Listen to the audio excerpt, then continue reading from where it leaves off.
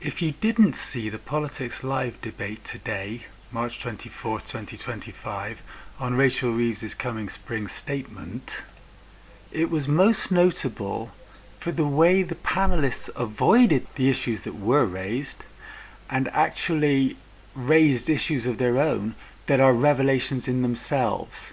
I'll let Jo Coburn provide the preamble, and then we can get into the meat and you can see what I mean. But let's talk about the spring statement. It is happening on Wednesday. Originally, it was billed as a response to economic forecast by the Office of Budget Responsibility. It will still be that, by the way, and we'll have a special programme from 11:15 covering it live and uninterrupted alongside Prime Minister's questions. But we know that spending cuts will be outlined further and beyond the £5 billion that will happen to welfare. It'll also happen to departments, including the civil service. We can show this headline here. Rachel Reeves confirms 15% cut to civil service running costs.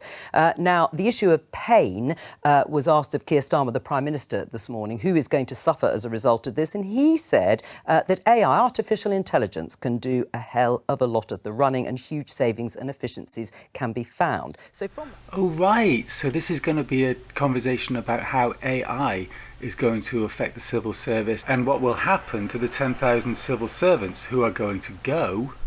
They're going to lose their jobs as a result of AI being brought in.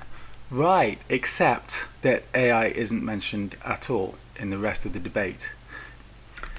Instead, the Labour representative, Rachel Taylor MP, never heard of her, trotted out a few of the usual cliches to get us all started. Have a listen. So from that, Rachel, can we understand it's going to be painless, this spring statement?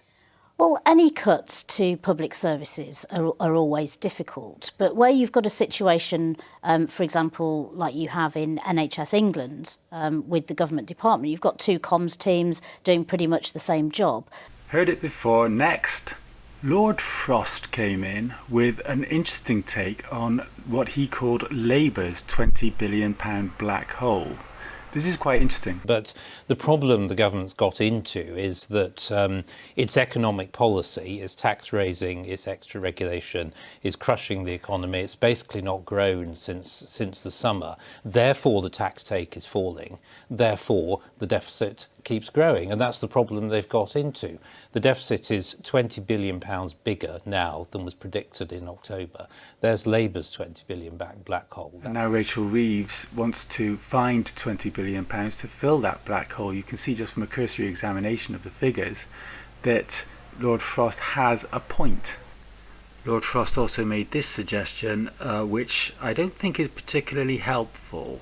Things have got to change. So we've got to shrink the size of the state for sure. It's absolutely necessary, but we've got to do it while trying to get the economy to grow as well. And that means deregulation and supporting entrepreneurs getting growth going.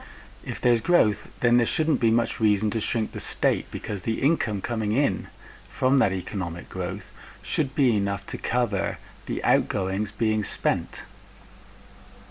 But the debate really got started when Tim Stanley of The Telegraph started giving his opinion of what the differences between the Labour Party and the Conservative Party really are.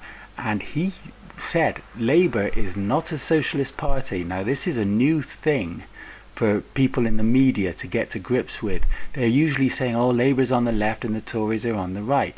But Mr Stanley here was saying that there's not that much difference between them. Have a listen. Well, hey! Our experience of the last 14 years is that if you vote Conservative, they will raise your taxes. If you vote Labour, they will cut your benefits. Now, this could be because we live in the real world of fiscal problems, which are caused by things like maybe Brexit, but also Ukraine and also COVID. So it could just be that governments are doing the only thing they can possibly do. What frustrates me is that when it was in opposition, Labour for 14 years said that austerity was a political choice and was evil. In which case one has to ask the question, why are you now choosing to do it? Now, on this panel today, we have representatives of centre-right economics. All of us are. I'm with the Telegraph, we were pro-austerity. Labour is now doing austerity. The Coalition did austerity. We don't have anyone on, I'm not blaming you, but we don't have anyone on who says there are alternatives. And there are Labour backbenchers. We are going to hear from that. Good, because there are Labour backbenchers who are saying, this is what the Tories do. They cut. We don't have to do that. There are parts of the economy we're not taxing with things like a wealth tax, so why don't we take the money from there? And what interests me is, when you've got a very large majority, it's surprising, counterintuitive. You can actually have more rebellions within that, because people feel freer to rebel, because they're not going to bring down a government. Right. I suppose she did her best, but Jo Coburn could only manage to wheel on a clip of David Blunkett, a former Home Secretary in the Blair government, as a representative of the left. He's not really good enough. Let's hear what he had to say. I've got two things to say, really. One is, yes, we did promise that we wouldn't impose austerity, and I would like the Chancellor to loosen a little the self-imposed fiscal rules. This is Treasury orthodoxy and monetarism at its worst. And secondly, we actually did say that we would reform the welfare system, and we've got a set about it somewhere. David, how specifically would you loosen the fiscal rules? I would lift them marginally. I would raise the self-imposed rule by at least 10 to 15 billion pounds. Right. So he's saying that Rachel Reeves should relax her fiscal rules in order to borrow the 10 to 15 billion pounds, or 20 billion pounds, however much it is, that she needs. It's a good point, I suppose. If you're trying to get yourself out of a hole, you don't want to be digging yourself even deeper into it. But what do you do then? Phrase. Why not do that? Why not do what David Blunkett is suggesting?